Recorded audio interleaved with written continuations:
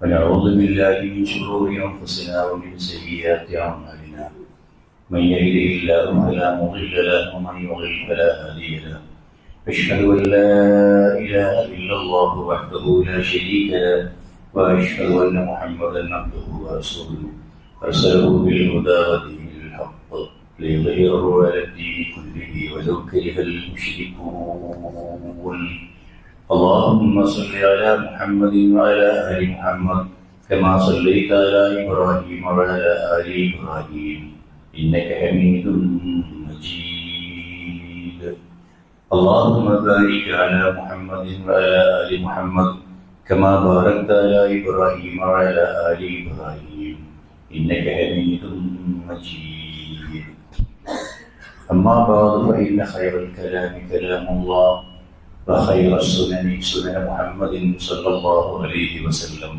وشر الأمور محدثاتها وكل محدثة بدعة وكل بدعة ضلالة أيها الإخوة والأخوات أوصيكم وإياي أولا بتقوى الله أعوذ بالله السميع العليم من الشيطان الرجيم يا أيها الذين آمنوا إن من أزواجكم وأولادكم عدوا لكم فاحذروهم وإن تعفوا واصفحوا وتغفروا فإن الله غفور رحيم. സത്യവിശ്വാസികളെ വിശ്വാസികളെ അള്ളാഹുവിന്റെ നിയമനിർദ്ദേശങ്ങൾ ജീവിതത്തിന്റെ എല്ലാ മേഖലകളിലും കാത്തു സൂക്ഷിച്ചുകൊണ്ട് ജീവിതത്തിന്റെ എല്ലാ ഭാഗവും ഇസ്ലാമികമായി ചിട്ടപ്പെടുത്തുവാൻ ശ്രമിക്കണം എന്ന് എന്നെയും നിങ്ങളെയും ആദ്യമേ ഉണർത്തുന്നു. കഴിഞ്ഞ കുറച്ച് ദിവസങ്ങളായി സോഷ്യൽ മീഡിയയിൽ ഒരു സഹോദരിയുടെ ഒരു ക്ലിപ്പ് നിരന്തരം ഓടുന്നുണ്ട്, വൈറലായി. ആ ക്ലിപ്പിലെ വിഷയം 2023 വേൾഡ് ഹാർട്ട് ഫെഡറേഷൻ്റെ റിപ്പോർട്ടാണ്. ആ റിപ്പോർട്ട് മുമ്പിൽ വെച്ച് ആ റിപ്പോർട്ടിൽ പ്രതിപാദിപ്പിക്കുന്ന ഗൗരവമേറിയ വിഷയത്തെ ഒരു സഹോദരി ചർച്ചപ്പെടുത്തതാണ്. ആ റിപ്പോർട്ട് പറയുന്നത് ഏകദേശം 11 മില്യൺ പുരുഷന്മാർ, 1,10,00,000 പുരുഷന്മാരാണ് ഹൃദയാഘാതം മൂലം മരിച്ചുപോയത്. എന്തുകൊണ്ടാണ് ഇത്രമേൽ വലിയ കണക്ക് പുരുഷന്മാരുടെ ഈ ഹാർട്ട് അറ്റാക്കിന്റെ വിഷയത്തിൽ ഉണ്ടാകുന്നത് എന്നതിനെക്കുറിച്ച് ആ സഹോദരിക്ക് പറയാനുള്ളത് ശരിയാണോ എന്ന് പരിശോധിക്കപ്പെടേണ്ടതുണ്ട്. അവരുടെ വാക്കുകളിൽ പുരുഷന്മാരുടെ ഭാരിച്ച ഉത്തരവാദിത്വവും കടമകളും കടപ്പാടുകളും നിറവേറ്റിക്കൊണ്ട് മുമ്പോട്ട് പോകുമ്പോൾ അവരുള്ളിൽ നിൽക്കുന്ന സങ്കടങ്ങളും വിഷമങ്ങളും പ്രയാസങ്ങളും ഒന്നും ഭാര്യമാർ കൃത്യമായി ഷെയർ ചെയ്യപ്പെടുകയോ അതുപോലെ തന്നെ അവരെ സഹായിക്കാൻ ആവശ്യമായ സാന്ത്വനം നടത്തുകയോ ചെയ്യാത്തതാണ് അതിന്റെ കാരണം എന്ന് കുറ്റപ്പെടുത്തുന്നുണ്ട്. ഉത്തരവാദിത്വങ്ങളും ജീവിത ഭാരങ്ങളും മുതുകിലെത്തിയിട്ട് മനുഷ്യങ്ങനെ തളർന്നു നീങ്ങുമ്പോഴും ജീവിതത്തിന്റെ രണ്ടറ്റങ്ങൾ കൂട്ടിമുട്ടിക്കുവാൻ പെടാപാടുപെടുമ്പോഴും ആ പാവത്തെ അധിക ബാധ്യതകൾ നൽകി നടുവൊടിക്കുന്നൊരവസ്ഥ, കണക്കില്ലാതെ ബാധ്യതകൾ അടിച്ചേൽപ്പിച്ച് ആവശ്യങ്ങളുടെ നീണ്ട പട്ടിക ദയയില്ലാതെ മുമ്പിൽ വലിച്ചെറിഞ്ഞു കൊടുത്ത് വല്ലാതെ ഒരു തരം ക്രൂരമായ പെരുമാറ്റം നടത്തുന്ന ഒട്ടനവധി ഭാര്യമാരുണ്ട്. അവരാണോ ഈ വിഷയത്തിലെ വില്ലത്തികൾ എന്നാണ് ആ സഹോദരിയുടെ ചോദ്യം. ചർച്ച ചെയ്യേണ്ടതുണ്ട്. പെരുമാറ്റ മര്യാദകൾ എന്ന വിഷയത്തിന്റെ ശൃംഖലയിലൂടെയാണ് നമ്മൾ കടന്നുപോയത്. അപ്പോഴാണ് ഈ വിഷയം വരുന്നത്. ഞാൻ ഓതി വെച്ച ആയത്ത് വിശുദ്ധ ഖുർആനിലെ താഅബുൻ അധ്യായത്തിലെ 14 സത്യവിശ്വാസികൾ, നിങ്ങളുടെ ഭാര്യമാരിൽ നിങ്ങളുടെ സന്താനങ്ങളിലൊക്കെ നിങ്ങൾക്ക് അതുഫ് ഉണ്ടാവാം. അതുഫ് എന്ന് പറഞ്ഞാൽ ശത്രു എന്നാണല്ലോ അർത്ഥം. നിങ്ങൾ അവരെ സൂക്ഷിക്കണം. എന്നിട്ട് പറയുന്നു, നിങ്ങൾക്ക് അവർക്ക് വിട്ടുവീഴ്ച ചെയ്തു കൊടുക്കാനും മാപ്പാക്കാനും പൊറുക്കാനും ഒക്കെ സാധിക്കുന്നുവെങ്കിൽ അള്ളാഹു കരുണ കാണിക്കുന്നവരും നിങ്ങൾക്ക് മാപ്പ് നൽകുന്നവരുമാണ്. ആയത്തിന്റെ അവസാന ഭാഗത്തേക്ക് ചേർത്ത് ആദ്യത്തെ നിർദ്ദേശം വായിച്ചെടുത്താൽ നിങ്ങൾ കണ്ണടക്കുകയും സഹിക്കുകയും മാപ്പാക്കുകയും പൊറുക്കുകയും ചെയ്യേണ്ട ഒരുപാട് സംഗതികൾ ദാമ്പത്യ ജീവിതത്തിൽ ഉണ്ടാകുമെന്ന് തന്നെയാണ്. ആശിറൂന ബിൽ മഅറൂഫ് എന്ന വിശുദ്ധ ഖുർആനിന്റെ നിർദ്ദേശമുണ്ട്. ഭാര്യമാരോട് പെരുമാറുന്നത് അവിടെ തഫ്സീറുകൾ എഴുതി വെച്ചിട്ടുണ്ട്. ഇഹ്തിമാലുൽ അദാ മിൻഹുന്ന, അവരിൽ നിന്നുണ്ടാകുന്ന എടങ്ങേറുകൾ സഹിക്കൽ ഈ മുആശറത്തിന്റെ ഭാഗമായി നിങ്ങൾ ഏറ്റെടുക്കണമെന്ന്. അപ്പൊ അങ്ങനെ വരുമ്പോ മനുഷ്യന്റെ ജീവിതത്തിൽ ഈ ശക്തൻ ദുർബലനെ, ഭരണാധികാരികൾ പ്രജയെ, ധനികൻ ദരിദ്രനെ ഒക്കെ ആക്രമിക്കാറുണ്ട്. അത് നമ്മൾ സ്ഥിരമായി കാണുന്നതാണ്. എന്നാൽ അതിന്റെ നേരെ ഓപ്പോസിറ്റ് ഉണ്ടാവാറുണ്ട്. വല്ലപ്പോഴും ഒക്കെ അങ്ങനെ ഉണ്ടാവാറുണ്ട്. ഇവിടെ കുടുംബത്തിൽ കുടുംബനാഥൻ പുരുഷനാണ്. ഈ കുടുംബനാഥനെ സംബന്ധിച്ചിടത്തോളം കുടുംബനാഥന്മാരായ പല പുരുഷന്മാരും സ്ത്രീകളെ ആക്രമിക്കുകയും പീഡിപ്പിക്കുകയും ചെയ്യുന്നവരുണ്ട്. അതൊരു യാഥാർത്ഥ്യമാണ്, ഇല്ലെന്ന് പറഞ്ഞിട്ട് കാര്യമില്ല. മറിച്ചുമുണ്ട്, തിരിച്ചുമുണ്ട്. ചില സന്ദർഭങ്ങളിലൊക്കെ ഭർത്താവ് ഭാര്യയാൽ പീഡിപ്പിക്കപ്പെടുന്ന അവസ്ഥയുണ്ട്. ആ പീഡനം ഒരുപക്ഷെ ശാരീരികമായിരിക്കണമെന്നില്ല, മാനസികമാവാം. എട്ടങ്ങേറാക്കലുകളും ബുദ്ധിമുട്ടാക്കലുകളും മാനസികമായി തളർത്തിക്കളയലും ഭാരം വഹിപ്പിക്കലും അങ്ങനെ അങ്ങനെ അങ്ങനെ എടുക്കാൻ കഴിയാത്ത ചുമട് കയറ്റിക്കൊണ്ടാവാം. ഇതിന്റെ വിവിധ രൂപങ്ങളുണ്ട്. പുരുഷന്മാരായ ഭർത്താക്കന്മാരെ സ്ത്രീകളായ ഭാര്യമാർ എന്താ പറയാ പീഡിപ്പിക്കുക എന്ന് പറഞ്ഞാൽ ഞാൻ പീഡിക്കുന്നില്ല. എടങ്ങേറാക്കുന്നതിന്റെ ചില വശങ്ങളിലൂടെ നമുക്ക് കടന്നു പോവാം. ഒന്ന്, ഭർത്താവിനെ ഭാര്യ ധിക്കരിക്കുക, അനുസരിക്കാതിരിക്കുക. വളരെ പ്രധാനപ്പെട്ട ഒരു സംഭവമാണ്. അത് പല വീടുകളിലുമുണ്ട്. അനുസരിക്കൂല എന്നൊക്കെ പറഞ്ഞാൽ ധിക്കരിക്കും. എന്ത് കൽപ്പിച്ചാലും ധിക്കരിക്കും. മർഅത്തുൻ സ്വാലിഹത്തിന്റെ ഗുണമായി എണ്ണുന്നിടത്ത് ഇതാ അമർത്തഹ അതാഅത്തുക എന്നുണ്ട്. ആ ഹദീസ് കേൾക്കാൻ സ്ത്രീകൾക്ക് ഇഷ്ടമാണ്. ദുനിയാവിൽ ഏറ്റവും മൂല്യമുള്ള most precious thing in this world എന്ന് പറയുന്ന സാധനം ഒരു മർഅത്താണ്, സ്ത്രീയാണെന്ന് പറയുന്നത് ഊറ്റത്തോടുകൂടി അവർ കേട്ടിരിക്കുന്നു. പക്ഷേ ഇതാ അമർത്തഹ അതാഅത്തുക എന്ന ഭാഗം അനുസരിക്കൂല. അങ്ങനത്തെ ഇത് മുഴുവൻ ഭാര്യമാരെ കുറിച്ചുമല്ല, ചില ഭാര്യമാരെ കുറിച്ചാണ്. ശബ്ദം കേൾക്കുന്ന സഹോദരിമാർക്ക് ഇത് നിങ്ങളെ കുറിച്ചാണ് തോന്നുന്നുവെങ്കിൽ അപകടമുണ്ട് എന്ന് മനസ്സിലാക്കുക. നിങ്ങളെ കുറിച്ചല്ല ശരിക്കും, ഈ സ്വഭാവമുള്ളവരെ കുറിച്ചാണ്. സ്വഭാവമുള്ളവർക്ക് ഇത് എന്നെ കുറിച്ചാണെന്ന് തോന്നുന്നു. അങ്ങനെ തോന്നുന്നുവെങ്കിൽ തിരുത്തണമെന്ന് വിനീതമായി അപേക്ഷിക്കുക. ഭർത്താവിന് 5 പൈസയുടെ വില കൽപ്പിക്കാത്ത എത്ര ഭാര്യമാരുണ്ട്? 5 കായ്ക്ക് വില കൽപ്പിക്കാത്തവർ കടുത്ത കുറ്റമാണ് ചെയ്യുന്നത്, കടുത്ത കുറ്റം. മാനസികമായി വേദന തിന്നാൽ ഒരു പുരുഷനെ സംബന്ധിച്ചിടത്തോളം ഇതുപോലെ ഭർത്താവിന്റെ കീഴിൽ അനുസരണയോടുകൂടി ജീവിക്കേണ്ടവളാണ് ഞാനെന്ന ബോധം എന്നാണ് ഈ സഹോദരിമാർക്കുണ്ടാവുക. യഥാർത്ഥത്തിൽ ഭർത്താവിനെ അനുസരിച്ചുകൊണ്ട് ജീവിക്കല്ലേ വേണ്ടത്. الرجال قوامون على النساء بما فضل الله بعضهم على بعض. ആയത്ത് ആരൊക്കെ വിമർശിച്ചാലും ശരി ഒരു യാഥാർത്ഥ്യമാണ്. അള്ളാഹു ചിലരെക്കാൾ ഫضل നൽകി ആദരിച്ചിട്ടുണ്ട്. അത് പുരുഷന്റെ മേൽ, സ്ത്രീക്ക് മേൽ പുരുഷൻ എന്ന അവസ്ഥ ഒരു ഫضل നൽകിയിട്ടുണ്ട്. അതിന്റെ കാരണങ്ങളും പറയുന്നുണ്ട്. അതുകൊണ്ട് തന്നെ പുരുഷന് കീഴിൽ ജീവിക്കുക എന്ന അവസ്ഥ തന്നെയാണ് ഇസ്ലാമിക ദാമ്പത്യത്തിലുള്ളത്. പുരുഷനാണ് അതിന്റെ സ്റ്റിയറിംഗ് സീറ്റിൽ ഇരിക്കേണ്ടത്, ഡ്രൈവിംഗ് സീറ്റിൽ ഇരിക്കേണ്ടത്. അമരത്ത് പുരുഷനാണ് ഉണ്ടാവേണ്ടത്. അവിടെ സന്തോഷപൂർവ്വം അവന്റെ കീഴിൽ ഇങ്ങനെ ജീവിച്ചു പോകുന്ന അവസ്ഥ. അടിമയാവണമെന്ന് ആരും പറഞ്ഞിട്ടില്ല, അനുസരിക്കേണ്ടതുണ്ട്. ഇദാ സ്വല്ലത്തിൽ മർഅത്തു ഖംസഹ വസാമത്ത് ശഹ്റഹ വഹഫിളത് ഫർജഹ വഅതാഅത് സൗജഹ. ഈ 4 കാര്യങ്ങൾ ഉണ്ടായാൽ ഖീല ലഹ ഉദ്ഖുലി അൽ ജന്ന മിൻ അയ്യി അബ്വാബിൽ ജന്ന ശിഅതി. ഓ സഹോദരി, നിനക്ക് ഇഷ്ടമുള്ള സ്വർഗത്തിന്റെ കവാടങ്ങളിലൂടെ നിനക്ക് പാഞ്ഞു കയറാം. പക്ഷെ നീ എന്ത് ചെയ്യണമെന്നറിയോ? ഈ 4 കാര്യങ്ങൾ ഉണ്ടാകണം. ഇദാ സ്വല്ലത്ത് ഖംസഹ, 5 നേരം കൃത്യമായി നമസ്കരിക്കണം. വസ്വാമത്ത് ശഹ്റഹ, റമളാനിൽ നോമ്പനുഷ്ഠിക്കണം. മതിയോ? വഹഫിളത് ഫർജഹ, പാതിവൃത്തം കാത്തു സൂക്ഷിക്കണം. വഅതാഅത് സൗജഹ, ഭർത്താവിനെ പൂർണ്ണമായി അനുസരിക്കണം. ഇതിൽ 3 ഓക്കെ, 4മത്തത് ഓക്കെ അല്ല. സ്വർഗത്തിലേക്ക് അങ്ങനെ പാഞ്ഞു കയറാൻ പറ്റും എന്ന കണ്ടീഷൻ ഇല്ലാതെയാകുന്നു. 1 ചെയ്യുന്നുണ്ട്, 3 ചെയ്യുന്നില്ല, ഇല്ലാതെയാകുന്നു എന്ന വിഷയം ഗൗരവബുദ്ധിയ സഹോദരിമാരുടെ മനസ്സിലുണ്ടാവണം.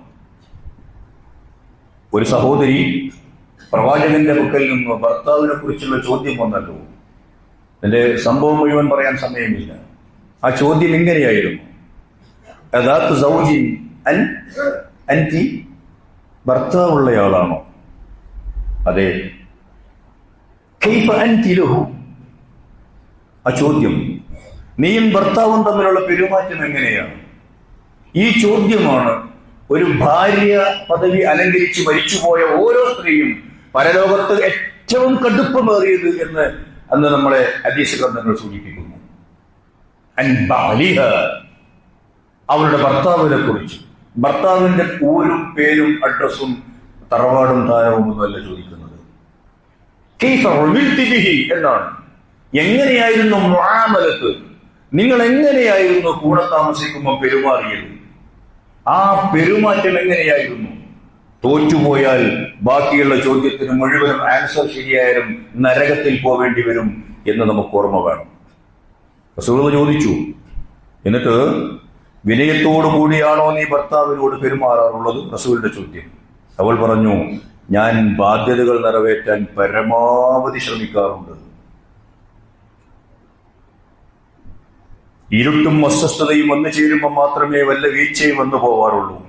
നബി തിരുമേനി വീണ്ടും ചോദിച്ചു, നിന്റെ ഭർത്താവ് നിന്നെക്കുറിച്ച് പൂർണ്ണമായും സംതൃപ്തി ഉള്ളവനാണോ? എന്നിട്ട് പ്രവാചകൻ പഠിപ്പിച്ചു കൊടുത്തു,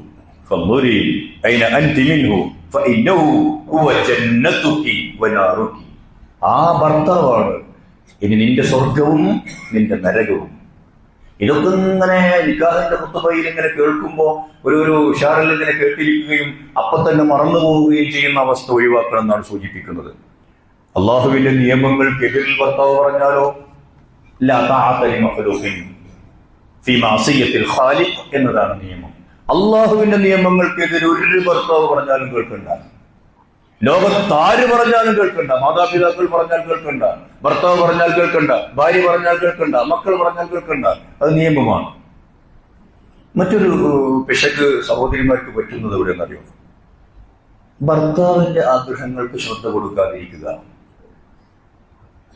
ഭർത്താവിന്റെ ആഗ്രഹങ്ങൾക്ക് ശ്രദ്ധ കൊടുക്കാൻ, കൂടെ കിടക്കാൻ മടിക്കുക.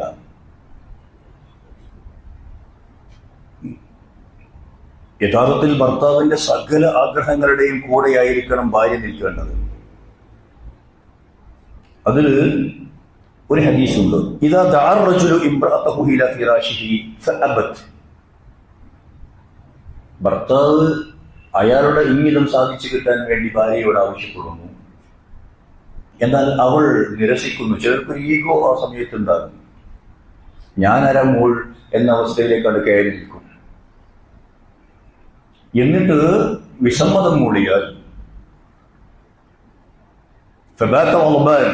അദ്ദേഹത്തിന് അതിൽ അപ്രിയവുമുണ്ട് എങ്കിൽ, ദേഷ്യം പിടിച്ചാണ് കിടന്നതെങ്കിൽ, ലാനത്തഹൽ മലായികത്തു ഹത്താ തുസ്ബിഹ്, നേരം പുലരുന്നത് വരെ മലായികത്ത് ഈ പെണ്ണിനെ ശപിച്ചുകൊണ്ടേയിരിക്കും. ഈ ശാപം ഏറ്റുകൊണ്ടാണോ രാത്രി കിടന്നുറങ്ങുന്നത് എന്ന് സഹോദരിമാർ ആലോചിക്കേണ്ടതുണ്ട്.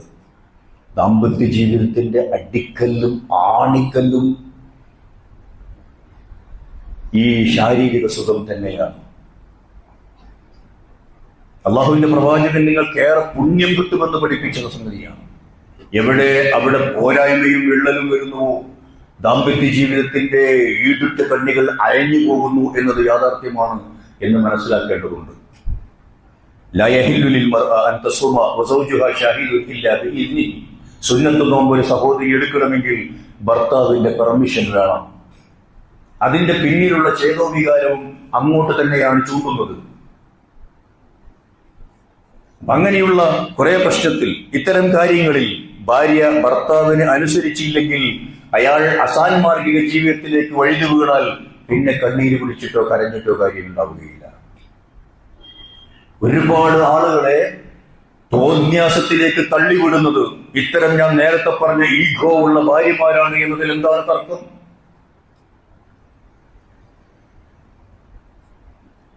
അതുകൊണ്ട് അത്തരത്തിലുള്ള സംഗതികളൊക്കെ നമ്മൾ പഠിക്കേണ്ടതുണ്ട്. മറ്റൊന്ന്, നേരത്തെ പറഞ്ഞ ഹദീസിന്റെ 3-ാമത്തെ ഭാഗത്ത് പറയുന്നുണ്ട്, ഭർത്താവിന്റെ അസാന്നിധ്യത്തിൽ കാക്കേണ്ടതൊക്കെ കാക്കണം, സംരക്ഷിക്കേണ്ടതൊക്കെ സംരക്ഷിക്കണം. ഭർത്താവിന് അപ്രിയരായ ആളുകളെ വീട്ടിൽ പ്രവേശിപ്പിക്കാൻ പാടില്ല. അങ്ങനെ ഇഷ്ടമില്ലാത്ത ആളുകളെ വീട്ടിൽ പ്രവേശിപ്പിക്കുക. ഭർത്താവ് ഇല്ലാത്ത സന്ദർഭങ്ങളിൽ അവിടെ പലരും വേറെ ചിലർ സൊള്ളാനോ സുറക്കാനോ ഒക്കെ വരിക, രഹസ്യ കാമുകന്മാരുമായി ചാറ്റിംഗ് നടത്തുക, അങ്ങനെ പഴയ പ്രണയബന്ധങ്ങൾ പുതുക്കുക. 6 വിഭാഗം സ്ത്രീകളെ കല്യാണം കഴിക്കാൻ പാടില്ലാത്തതായി രേഖപ്പെടുത്തുന്നുണ്ട്. 6 അറബി പദങ്ങൾ, 6 ക്വാളിറ്റി ഉണ്ടെങ്കിൽ ഈ 6 ക്വാളിറ്റി ഉള്ളവരെ നിങ്ങൾ വിവാഹം കഴിക്കരുത് നിർദ്ദേശമുണ്ട്. അത് ഒന്നാരാന്ന് അറിയോ? ഹന്നാന. ഹന്നാന അല്ലതി തഹില്ലു ഇലാ റജുലിൻ ആഖർ ഗൈറ സൗജിഹ. ഭർത്താവല്ലാത്ത മറ്റൊരാളോട് മാനസികമായി ആകർഷകത്വമുള്ള മനസ്സ് അവിടെയും ശരീരം ഇവിടെയും എന്ന് പറയുന്ന അവസ്ഥയിൽ സ്ത്രീകളുണ്ടെങ്കിൽ ഭാര്യയാവാൻ കൊള്ളൂല എന്ന് മനസ്സിലാക്കുക. മറ്റൊന്ന്, യാതൊരു ന്യായവും കൂടാതെ ഭർത്താവിന്റെ സമ്പത്ത് കൊണ്ട് കഴിക്കുന്ന സ്ത്രീകളുണ്ട്. പാടുപെട്ട് എല്ലും മുറിയെ പണിയെടുത്ത് അധ്വാനിച്ചുണ്ടാക്കുന്ന കാശുകൾ ലക്കും ലഗാനമില്ലാതെ ചെലവഴിക്കുന്ന സ്ത്രീകൾ. ഭർത്താവിന്റെ സ്വത്തും സമ്പത്തും അതുപോലെ തന്നെ ഇതൊക്കെ സംരക്ഷിക്കാനല്ലേ ഒരു ഭാര്യ? ഹിഫ്ദുൽ മാൽ الرجال قوامون على النساء എന്നിടത്ത് വസ്വാലിഹാത്തു ഖാനിതാത്തുൻ ഹാഫിളാത്തുൻ ലിൽഗൈബി മാ ഹഫിളല്ലാഹ് എന്ന് പറഞ്ഞിടത്ത് ഇതൊക്കെ കൊടുക്കില്ലേ? സംരക്ഷിക്കേണ്ടത് മുഴുവൻ സംരക്ഷിക്കണം. അതിൽ അന്തസ്സും അഭിമാനവും ചാരിത്ര്യവും ഒക്കെ സംരക്ഷിക്കുന്നതോടൊപ്പം ഭർത്താവിന് വേണ്ടി മക്കളെയും സമ്പത്തിനെയും ഒക്കെ സംരക്ഷിക്കണ്ടേ, അഭിമാനത്തെ സംരക്ഷിക്കണ്ടേ? ഇതൊക്കെ സംരക്ഷിക്കുന്ന ഒരവസ്ഥയാണ്. ഖുറൈശി സ്ത്രീകളെ കുറിച്ച് അള്ളാഹുവിന്റെ പ്രവാചകൻ പ്രശംസിച്ച് പറഞ്ഞത് അങ്ങനെയാണ്. അതൊരു വീട് പുലർത്താനും ഒരു കുടുംബത്തെ എങ്ങനെ മാനേജ് ചെയ്ത് കൊണ്ടുപോകാനുമുള്ള അറിവുണ്ടായിരുന്നു. അതാണ് ഒരു സ്ത്രീ പഠിക്കേണ്ടത്. അതാണ് പെൺകുട്ടികളെ പഠിപ്പിക്കേണ്ടത്. എങ്ങനെയാണ് ഒരു ഭർത്താവിനെയും ഭർത്താവിൽ നിന്ന് എനിക്കുണ്ടാകുന്ന കുഞ്ഞുങ്ങളെയും ആ ഭർത്താവും കുഞ്ഞുങ്ങളുമായി രൂപപ്പെട്ടുണ്ടാകുന്ന ഒരു ഫാമിലിയും ഞാൻ എങ്ങനെ മാനേജ് ചെയ്ത് കൊണ്ടുപോകണം? ഇതാണ് പഠിപ്പിക്കാത്തത്. ഇതാണ് കല്യാണം കഴിക്കുന്നതിന് മുമ്പ് പെൺകുട്ടികൾക്ക് എടുത്തു കൊടുക്കേണ്ട ക്ലാസുകൾ. മറ്റൊന്ന്, ഭർത്താവിന് കഴിയാത്ത കാര്യങ്ങളിൽ ഈ എന്താ പറയാ ബഡ്ജറ്റ് ഉണ്ടല്ലോ, ആ സംഗതികൾ പ്ലാനിങ് തീരെ ഇല്ലാത്ത അവസ്ഥ. ഭർത്താവിനെ കൊണ്ട് കഴിയാത്ത കാര്യങ്ങളിൽ ചെലവ് ചെയ്യാൻ നിർബന്ധിക്കുക. ഇംറഅത്തുൻ തുഹ്മിൽ സൗജഹാ മാ ലാ യതീഖ് നരകത്തിലുള്ള സ്ത്രീയുടെ ലക്ഷണമായി പറയുന്നു. തുഹ്മിൽ സൗജഹാ മാ ലാ യതീഖ്.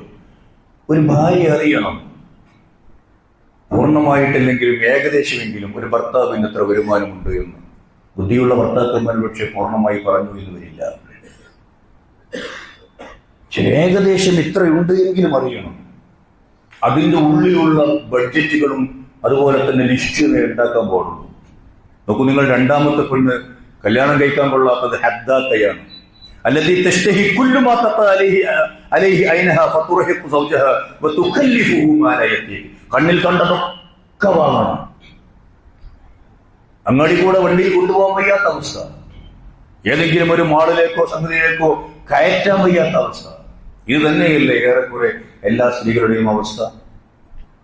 കണ്ണിൽ കണ്ടതൊക്കെ പർച്ചേസിംഗ് മൂഡിൽ മാത്രം ജീവിക്കുന്ന കുറെ സ്ത്രീകൾ. കല്യാണം കഴിക്കാൻ കൊള്ളൂല എന്നാണ് എഴുതി വെച്ചത്. ഹദ്ദാത്തയാണ് അവൾ. അങ്ങനെ എന്നാണ് മതപരമായി ഈ കാര്യത്തിൽ പോലും അള്ളാഹ് പറഞ്ഞത്. അവിടെ പോലും കഴിവിന്റെ പരമാവധി കഴിയുന്നത്ര ചെയ്താൽ മതി. അതുപോലും നമ്മൾ കണക്കാക്കാറില്ല. എല്ലാ പ്രോഗ്രാമുകൾക്കും പോകണം, എല്ലാറ്റിനും പുതിയ വസ്ത്രങ്ങൾ കാണും. ആ വസ്ത്രങ്ങൾ കമ്പയർ ചെയ്യുന്നതോ നാട്ടിലെ ഏറ്റവും സമ്പന്നന്റെ ഭാര്യയുടെ ഏതാണോ അതിനോടാണ്.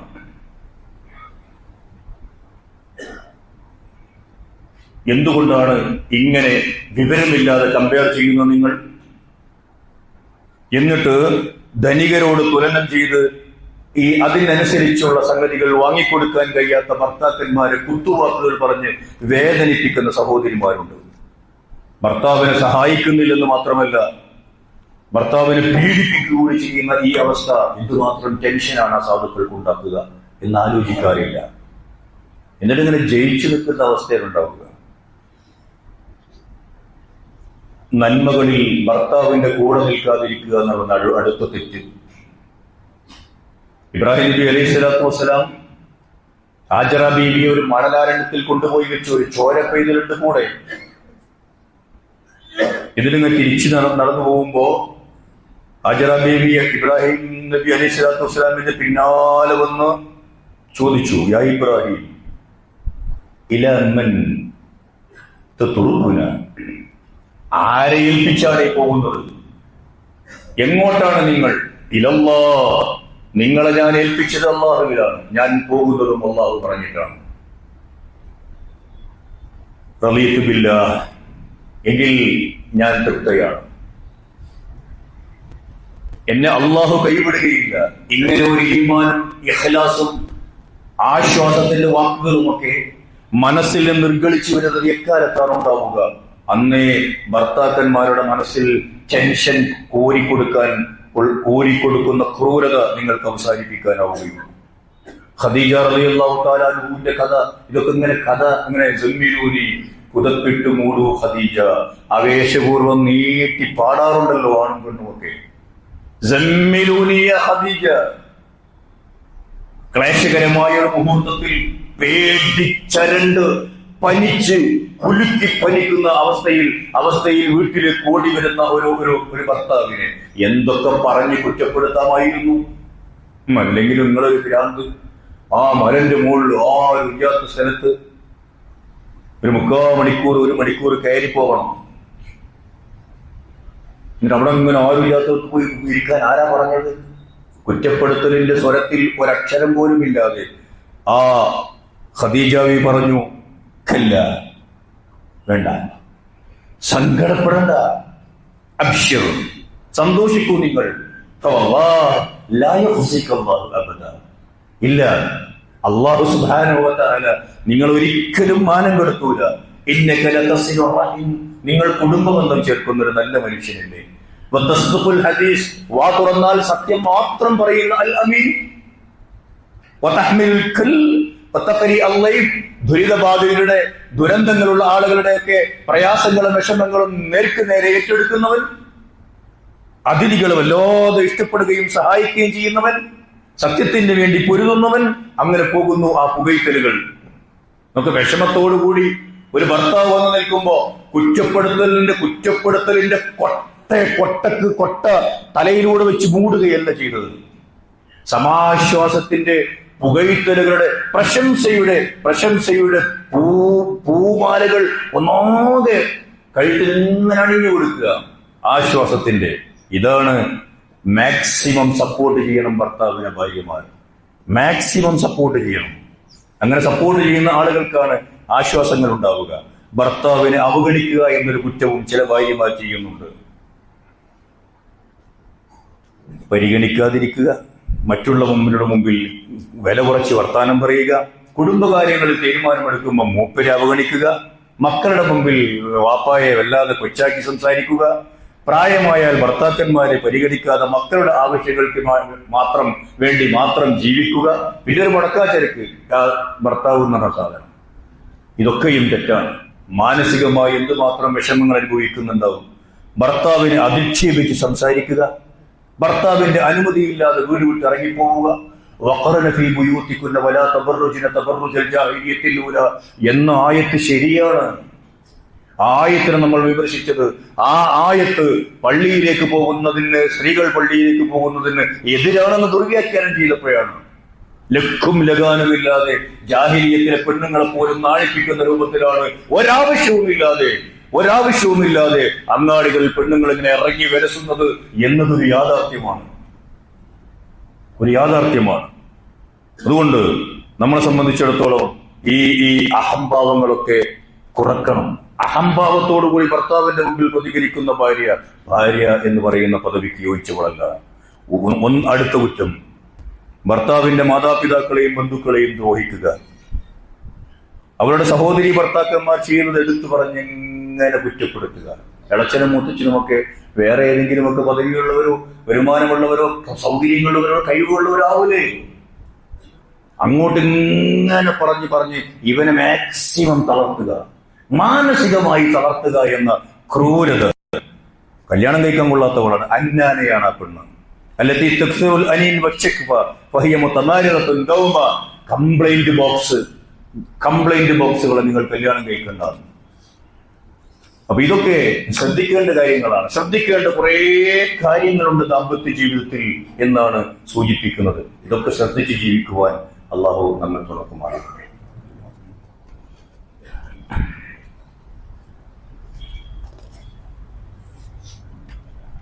അൽഹംദുലില്ലാഹ് വസ്സലാത്തു വസ്സലാമു അലാ റസൂലില്ലാഹ് വഅലാ ആലിഹി വസഹ്ബിഹി അജ്മഈൻ. അമ്മാ ബഅദ്.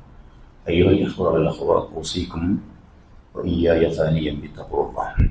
സഹോദരന്മാരെ, സഹോദരികളെ, പരസ്പരമുള്ള ബന്ധങ്ങൾ, പ്രത്യേകിച്ച് ഇണകൾക്കിടയിൽ ബന്ധങ്ങൾ കുറ്റമറ്റ രൂപത്തിൽ നിർവഹിച്ചു പോകാൻ ശ്രമിക്കണമെന്ന് ഒന്നുകൂടെ ഉണർത്തുന്നു. നന്മകളെ നിഷേധിക്കുക. ഇതിന് ഒറ്റ സംഭവം മനസ്സിൽ വെച്ചാൽ മതി. ഏറെക്കുറെ എല്ലാ സ്ത്രീകളും പെട്ടുപോകുന്ന ഒരു തെറ്റാണത്. അറിഞ്ഞോ അറിയാതെയോ, പലപ്പോഴും അറിയാതെയോ ശ്രദ്ധിക്കാതെയോ ആവാനാണ് സാധ്യത. മേറാജിന്റെ രാവിൽ പ്രവാചക തിരുമേനി സല്ലല്ലാഹു അലൈഹി വസല്ലമക്ക് നരകം കാണിക്കപ്പെട്ടു. റസൂൽ വന്നുകൊണ്ട് പറഞ്ഞു, ഉരീത്തുന്നാർ വഇദ അക്സറ അഹ്ലിഹാ അന്നിസാ. ഞാൻ നരകം എനിക്ക് കാണിക്കപ്പെട്ടപ്പോ എനിക്ക് ഉണ്ടായ അവസ്ഥ എന്ന് വെച്ചാൽ അതിൽ സ്ത്രീകളെയാണ് അധികവും കാണുന്നത്. വിമർശനമുണ്ടായി, ചോദ്യം ചെയ്യലുണ്ടായി, ഒക്കെ ശരിയാ. പ്രവാചകൻ ന്യായം പറഞ്ഞു, ചോദിച്ചു അവരോട്, എതിർത്ത സ്ത്രീകളോട്, യക്ഫുർന ബില്ലാഹ് യക്ഫുർനൽ അശീർ യക്ഫുർനൽ ഇഹ്സാൻ. പടച്ചവന് അതുപോലെ തന്നെ കുടുംബത്തോട്, നിങ്ങൾക്ക് ചെയ്തു തരുന്ന നന്മകളോട് ഒക്കെ നിങ്ങൾ നന്ദികേട് കാണിക്കുന്നവരാണ്. കുറച്ചുകൂടി വിശദമാക്കിയിട്ട് മനസ്സിലാകുന്ന ഭാഷയിൽ പച്ചയായി പറഞ്ഞു കൊടുത്തു പ്രവാചകൻ. ലൗ അഹ്സൻത ഇലാ ഇഹ്ദാഹുന്ന ദഹർ. ആയുഷ്കാലം മുഴുവനും നിന്റെ ഭർത്താവ് നിനക്ക് നന്മ ചെയ്തു, അതൊക്കെ വാങ്ങി തന്നു, എല്ലാ ആവശ്യങ്ങളും നിർവഹിച്ചു പോയി. സുമ്മ റഅത് മിൻക ശൈഅൻ ഖാലത്.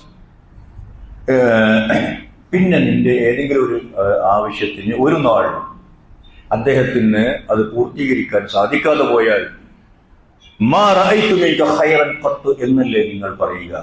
ജീവിതത്തിൽ ഇന്നോളം നിങ്ങൾ ഞാൻ പറയുന്ന എന്തെങ്കിലും വാങ്ങി തന്നിട്ടുണ്ടോ, അല്ലെങ്കിൽ ഞാൻ പറയുന്ന പോലെ നിങ്ങൾ പ്രവർത്തിച്ചിട്ടുണ്ടോ എന്ന ഒരു വാക്ക് സ്വാഭാവികമായി നിങ്ങളിൽ നിന്നുണ്ടാകുന്നു. അത് വലിയ തെറ്റായി രേഖപ്പെടുത്തപ്പെടുന്നു. സ്വർഗത്തിൽ എത്തുന്നതിന് പകരം നരകത്തിലേക്ക് പോകുന്നു. പിന്നൊരു കുഴപ്പമുള്ളതെന്ന് പറയാം, കല്യാണം കഴിക്കാൻ പാടില്ലാത്ത അടുത്ത ഒരു ഗ്രൂപ്പ് അൽ മന്നാന എന്ന് പറഞ്ഞാൽ അല്ലെങ്കിൽ ഭർത്താവും ഭാര്യയും മക്കളുടെ ജീവിതത്തിൽ ഒരുപാട് സേവനങ്ങൾ അങ്ങോട്ടും ഇങ്ങോട്ടും ചെയ്യണം. ഓരോന്നും എടുത്തു പറയുക. എന്നിട്ടൊരു കണക്ക് പുസ്തകം, സ്നേഹത്തിന്റെ കണക്ക് പുസ്തകം. ഞാൻ നിങ്ങൾ അങ്ങനെ സ്നേഹിക്കുന്നുണ്ട്, ഇങ്ങനെ സ്നേഹിക്കുന്നു, അതിന്റെ കണക്ക് പറഞ്ഞുകൊണ്ടിരിക്കുക. അങ്ങനെ പറയാൻ പാടില്ല എന്നാണ്. ഇതിനിപ്പോ അങ്ങനെ പറഞ്ഞുകൊണ്ടിരിക്കുന്നത് അതൊരു വലിയ തെറ്റാണ്. ആ സ്നേഹത്തിന്റെ കണക്ക് പുസ്തകം അടുപ്പിലിടണം. മറ്റൊന്ന്, കല്യാണം കഴിക്കാൻ പാടില്ലാത്ത സ്ത്രീയാണ് ബറാത്ത. ജീവിതത്തിന്റെ അധിക സമയവും കണ്ണാടിക്ക് മുമ്പിൽ, അല്ലെങ്കിൽ സൗന്ദര്യ സംവർദ്ധക വസ്തുക്കളുടെ ഒരു മൂലയുണ്ടാകും ഇപ്പോ എല്ലാ വീട്ടിലും, അവിടെ ഫോമാക്ക് തന്നെ അങ്ങനെ സൗന്ദര്യം വർദ്ധിപ്പിക്കാതെ തന്നെ. എന്തിനാണ്? മറ്റുള്ളവരുടെ മുമ്പിൽ അണിഞ്ഞൊരുങ്ങുന്ന ഭാര്യ, വീട്ടിൽ ഭർത്താവിന്റെ മുമ്പിൽ മുഷിഞ്ഞ വസ്ത്രങ്ങളുമായി വന്നു നിൽക്കുന്ന ഭാര്യ. ഈ ഭർത്താവ് രണ്ട് കാഴ്ചയും കാണുന്നുണ്ട്. കാണുന്നുണ്ട്. അദ്ദേഹത്തിന്റെ മനസ്സിൽ വിഷമങ്ങൾ ഉണ്ടാകും എന്ന് ഓർമ്മപ്പെടുത്തുന്നു. ഭർത്താവിന്റെ ആവശ്യങ്ങൾ കണ്ടറിയാനും കൂടി കഴിയണം. അതുകൂടി സൂചിപ്പിക്കട്ടെ. ഉദാഹരണം, ഭർത്താവിന് വീട്ടിൽ വന്നാൽ ചില ജോലികളൊക്കെ ഉണ്ടാവും. അധ്യാപകൻ ഉദാഹരണം, അധ്യാപകൻ ഭയമായില്ല. ഇപ്പം സ്കൂളിൽ പോയി വന്നതിന് ശേഷം വീട്ടിലും അവർക്ക് മണിക്കൂറുകളോളം നാളത്തേക്കും മറ്റന്നാളത്തേക്കും ഒക്കെയുള്ള സംഗതികൾ വേണ്ടി ചെയ്യാനുണ്ടാകും. അതിനൊക്കെയുള്ള സമയത്ത് അവർ ഒഴിഞ്ഞിരിക്കുമ്പോൾ അതുകൂടി പരിഗണിക്കണമെന്ന്, അത് ഒരു ഉദാഹരണം. ഇനി കച്ചവടക്കാരായ ആളുകൾ എല്ലാവർക്കും ഉണ്ടാവും ഹോംവർക്ക് എന്ന് പറയുന്ന ഒരു സാധനം.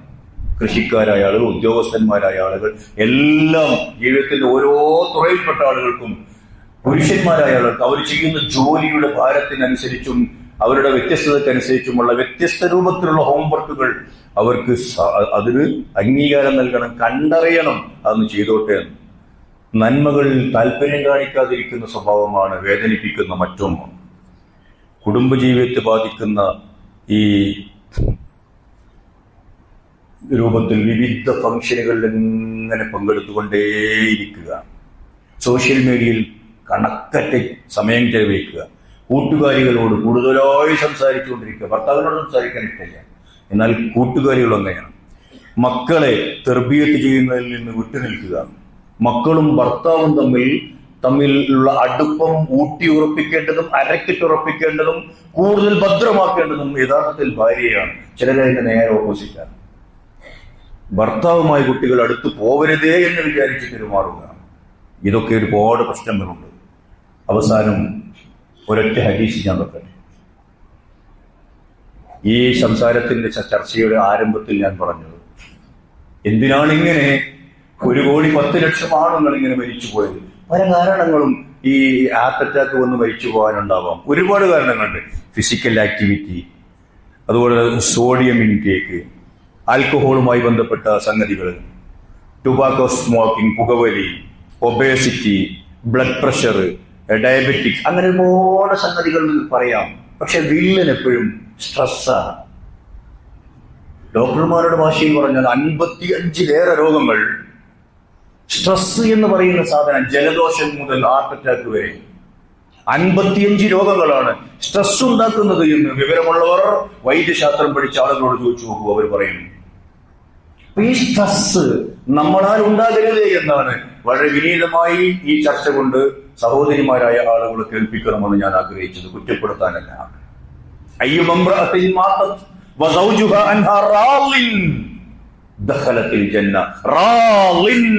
എന്നത് ബോൾഡും അണ്ടർലൈനുമായി കിടക്കട്ടെ, അണ്ടർലൈനായി കിടക്കട്ടെ. ഒരു പെണ്ണ് മരിച്ചു പിരിയുമ്പോ റിള എന്ന് പറയുന്ന സാധനം സ്നേഹത്തിന്റെയും അപ്പുറത്തല്ലേ? ആണ്.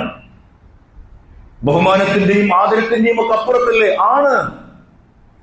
റിള, സംപ്രീതനെങ്കിൽ, തൃപ്തിയുള്ളവരെങ്കിൽ ഒരുപാട് മെനക്കെടുണ്ടായിരുന്നു. എപ്പോഴാണ് മരിച്ചു പിരിയുക അറിയില്ലല്ലോ, ഏത് നിമിഷവും ആവാം. അതിനു മുമ്പ് ഈ റിളയോടുകൂടി തന്നെയാണോ ജീവിക്കുന്നത് എന്നൊന്ന് പരിശോധിച്ചാൽ, റിള നിങ്ങൾക്ക് നൽകാനായാൽ, നമുക്ക് പരസ്പരം നൽകാനായാൽ ആർക്കും ഉണ്ടാവില്ല ടെൻഷൻ ഇല്ലാത്തൊരു മനസ്സുണ്ടാകും. ഇദാ റഅയ്തഹാ സറത്തക്, ആ കൺമണിയെ, തന്റെ പ്രിയതമയെ കാണുന്ന മാത്രയിൽ വല്ലാത്തൊരു സായുജ്യവും സംതൃപ്തിയും സന്തോഷവും വന്നു ചേരും. എവിടെ? മുഖത്തോട് മുഖമേ നോക്കി നിൽക്കുക മാത്രമല്ല, മറഞ്ഞിരുന്നാലും മനസ്സിന്റെ കണ്ണിൽ മലരായി വിടരുന്ന അവസ്ഥയുണ്ടാകും. ആ അവസ്ഥ ഉണ്ടാവാൻ വേണ്ടി പണിയെടുക്കുന്ന ഒരു സഹോദരിയുടെ പേരാണ് ഭാര്യ എന്നത്. അല്ലാഹു സുബ്ഹാനഹു വ തആല നമ്മളുടെ മുഴുവൻ ഭാര്യമാരെയും ഈ പരുവത്തിലേക്ക് ഉയർത്തുമാറാവട്ടെ. നമ്മുടെ കുടുംബത്തിലെ മുഴുവൻ സഹോദരിമാർക്കും ഇത്തരത്തിലുള്ള സ്വർഗീയമായ രൂപത്തിൽ പരലോകത്ത് സ്വർഗം ലഭ്യമാകാൻ ഉതകുന്ന രൂപത്തിലുള്ള ഭാര്യമാരായി ഉയർന്നു പ്രവർത്തിക്കുവാൻ അല്ലാഹു സുബ്ഹാനഹു വ തആല തൗഫീഖ് നൽകി അനുഗ്രഹിക്കുമാറാവട്ടെ. ഇന്ന് ഡയാലിസിസ് രോഗികൾക്ക് വേണ്ടിയുള്ള കലക്ഷനാണ് നമ്മൾ എടുക്കുന്നത്. അതിൽ നിന്നായി സംഭാവന അർപ്പിക്കണം എന്ന് ഓർമ്മപ്പെടുത്തുകയാണ്.